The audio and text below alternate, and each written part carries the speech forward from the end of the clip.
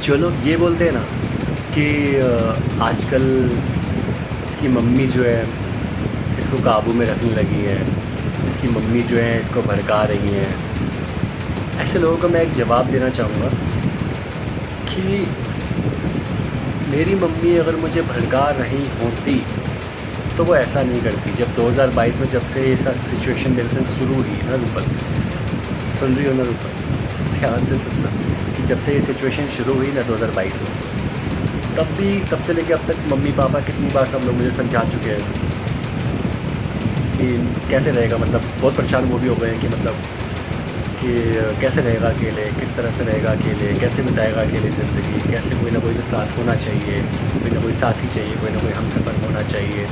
तो अगर by chance mummy ने हाल ही में 2-3 दिन पहले मुझे मम्मी ने 2022 में ही मुझे एक बात बोली कि मतलब साथ में रह लेगा, चला ले, देख ले, अगर हम समझ जाए तो सुधर जाए तो उस टाइम मैंने मम्मी से ये बोला, मम्मी अगर आप इस बारे में बात करोगे ना तो मैं आप लोगों से इधर मिलने कभी नहीं आऊँगा दिल्ली में।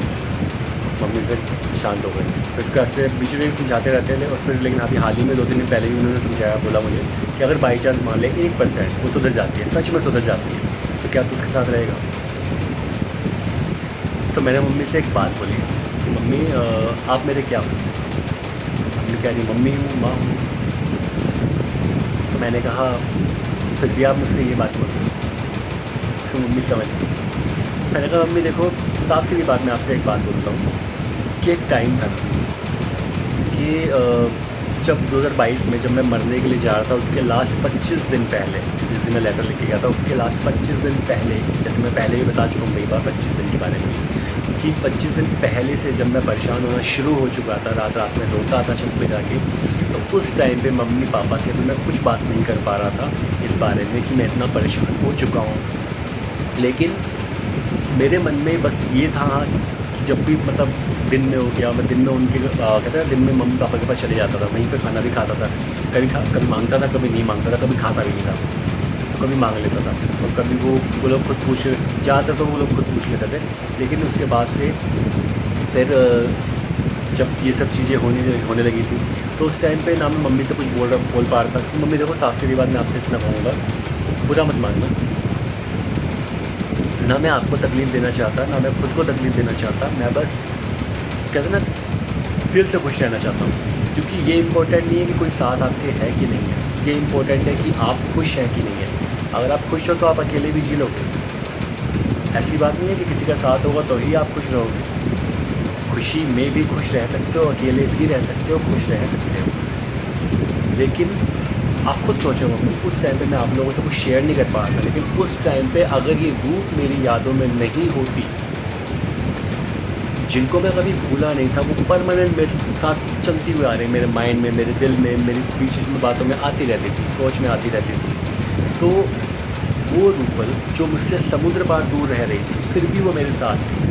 मैं आप लोगों से कुछ शेयर नहीं कर पा रहा था। उस टाइम पे रूपल ने रात रात में छत पे जब खड़ा होता चांद में देख के रूपल से बात करता था, रूपल ने मुझे संभाला था। मम्मी सोचो ना, जो इंसान जिसने 7 फेरे लिए, जिसकी मांग में सिंदूर भरा, जिसने पता नहीं कौन से वचन होते हैं वो सब वचन बोले गए, कुछ उसमें सब क्या निभाया उसने, जो मैं उसके साथ रहा हूँ। और जिसने मेरे संग ना तो 7 फेरे हुए हमारे, ना तो मैंने इसकी मांग में सिंदूर भरा, ना कोई वचन हमने बोला, तो फिर भी मम्मी रूपल ने मुझे बचाया है ना।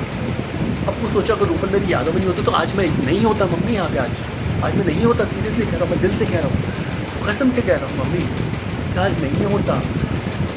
मैं रूपल की यादों की वजह से बचा हूँ यार। मैं ऐसे इंसान को अब तक भुला नहीं पाया हूँ और उसी इंसान को आप लोग कह रहे हो मैं भूल जाऊँगा, नहीं भूल पाऊँगा मम्मी, नहीं भूल पाऊँगा। मुझे पता है आप लोग मुझे उसको भूलने के लिए नहीं कहते हो, बस खुश देखना चाहते हो। तो मैं खुश हूँ मम्मी, मैं उसकी यादों के साथ खुश हूँ। आप नहीं समझोगे इस चीज़ को, लेकिन धीरे धीरे समझोगे। जब लोग खुश देखोगे ना तो आप लोग धीरे धीरे समझोगे, क्योंकि वो लोग उतने तक सीमित थे, उन लोगों को पैसा चाहिए था। आप पे उसने ये इल्ज़ाम लगा दिया कि आप मेरे को भड़काते हो, आप लोग भड़काते हो मुझको। उसने ये कह दिया कि आप लोग उसको अपनी बहू नहीं मान पाए। लेकिन खुद सोचो, आपने अपना जो पापा ने आपको अपने सैलरी से, अपने मेहनत के पैसे से कमाया हुआ आपको जो हार जो भी था वो सोने का, वो आपको पहन दिया था पापा ने, वो आपने उठा के उसको दे दिया मम्मी, जिसके लायक नहीं थी वो। आपके और दीदी के हाथ का लाया हुआ कपड़ा वो कुहू को नहीं पहनाती थी। कभी कभी बाई चांस कोई सब कपड़ा पहना दे तो पहना दे, तो नहीं पहनाते थे वो लोग। और आप लोगों को कपड़ा पसंद नहीं है, आप लोगों की बातें पसंद नहीं है, आप लोग साथ में घर पे आओ, घर पे रहो, जो घर बन रहा था उसमें रहो 25 गज वाले में, वो उसको मंजूर नहीं था। लेकिन आप लोगों ने, आपने जो सोना दिया है ना उसको, वो मंजूर है, वो उसको संभाल के उसने रखा हुआ, उसको डबल कर रही है वो। अगर भाई मम्मी पापा पसंद नहीं थे ना, नहीं पसंद थे ना मेरे मम्मी पापा, जब मेरे मम्मी पापा के लाए हुए कपड़े पसंद नहीं थे, दीदी के कपड़े पसंद नहीं थे, तो सोना भी कैसे पसंद कर रहे हो? सोना तो वापस दे दो ना यार। मेरे पापा ने अपनी मेहनत के पैसे से कमा के दिया था मम्मी को यार। वो पापा बहुत गुस्सा हुआ था जब मम्मी पता लगा कि मम्मी ने बिना पापा को बताया उसको दे दिया। और वो कह रही है कि मम्मी उसको बहू नहीं मान रही थी। है हिम्मत तो सोना वापस दे दो। ये लोग लालची लोमड़े हैं मम्मी, ये लोग नहीं देने वाले वापस। ये तो मेरे कपड़े देने को राजी नहीं थे, इनका बस चलो मेरी बाइक रख लेते ये लोग। एक बार 25 इसके नाम पे होने की दे दी थी, फिर लोग कैसे घुमाते ये लोग मुझे। इन लोगों की ये हैसियत है, लालची लोग, जिसकी मम्मी ने अपने ही पति को बार बार ये बोल के कि आपके बड़े भैया आपके ऐसे कर देंगे, वैसे कर देंगे, ये लोग इस प्लॉट पे कब्जा कर लेंगे, अपना हक जता लेंगे, आप मेरे नाम पे कर दो, ये लोग कुछ नहीं कर पाएंगे। अपने पति को, जिसकी मम्मी ने अपने पति को नहीं छोड़ा, और वही चीज़ अपनी बेटी को भी सिखा दिया। वही चीज़ मेरे संग भी और था।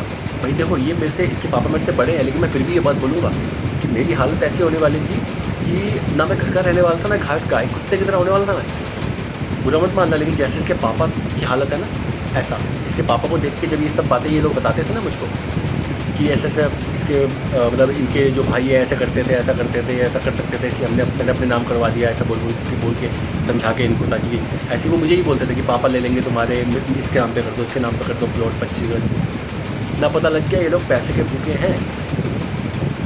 और इसके पापा को देखते थे, इसके पापा के बारे में जब ये लोग बताते थे ना इस तरह से, जब ये लोग ऐसे बोलते थे, तो मैं इसके पापा को देख के हमदर्दी सोचता था यार, हमदर्दी समझता था इनको कि मतलब हमदर्दी दिखाता था कि यार ऐसे कितना सब कुछ किया इंसान ने और इसको इस तरह से कर रखा है। और सच में मेरी हालत भी इस इंसान की तरह ही होने वाली थी। थैंक यू भगवान जी कि मेरे को समय से पहले बचा लिया। सच में यार, अच्छे कर्म कहीं ना कहीं कभी ना कभी किए होंगे मैंने, जिस वजह से मैं बचा हूँ। नहीं तो यार मैं बच नहीं पाता, मैं भी इसके पापा की तरह मेरी हालत हो जाती, अपना घर का घाट का रहता यार। सीरियसली कह रहा हूँ।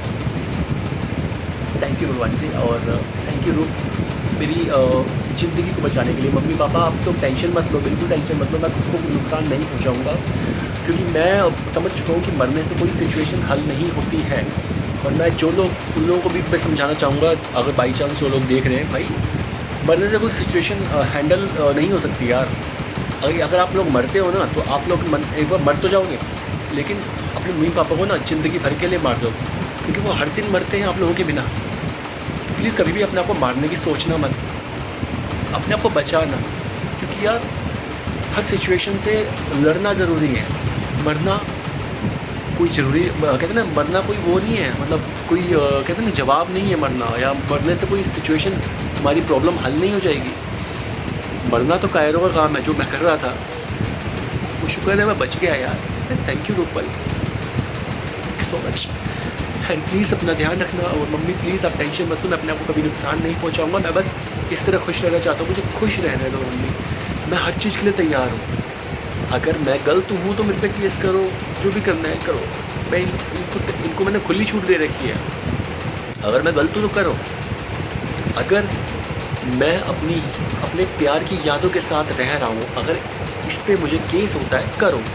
मैं अपनी प्यार की यादों के साथ बात करता हूँ, तो बेशक से मेरे पे केस करो। मैं अगर अपने प्यार से, अपनी यादों के साथ खुश रह के अपने प्यार से बात करता हूँ, और अपने प्यार से अपने ही साथ में बैठे बैठे चौपाटी में हर जगह पर, मतलब उससे मैं बात करता हूँ, कुछ ना कुछ बातें करता रहता हूँ, ऐसे खड़े खड़े बैठे बैठे सोचते सोचते मन में भी कभी कभी करते रहता हूँ। अगर मेरे पे इस पे केस कर सकते हो तो कर दो, क्योंकि मैं ऐसे ही रहूँगा।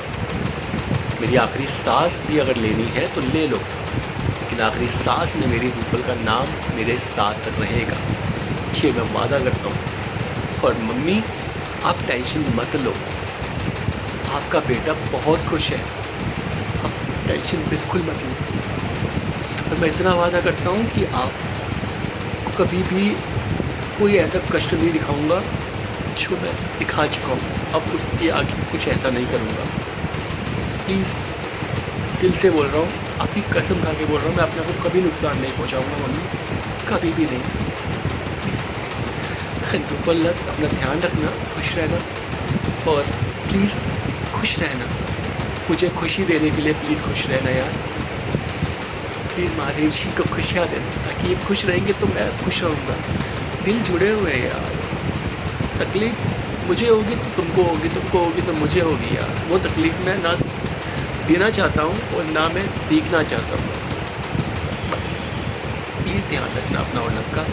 हर मम्मी टेंशन मत लो आप। Love you. रख रहा हूँ अभी। बाय।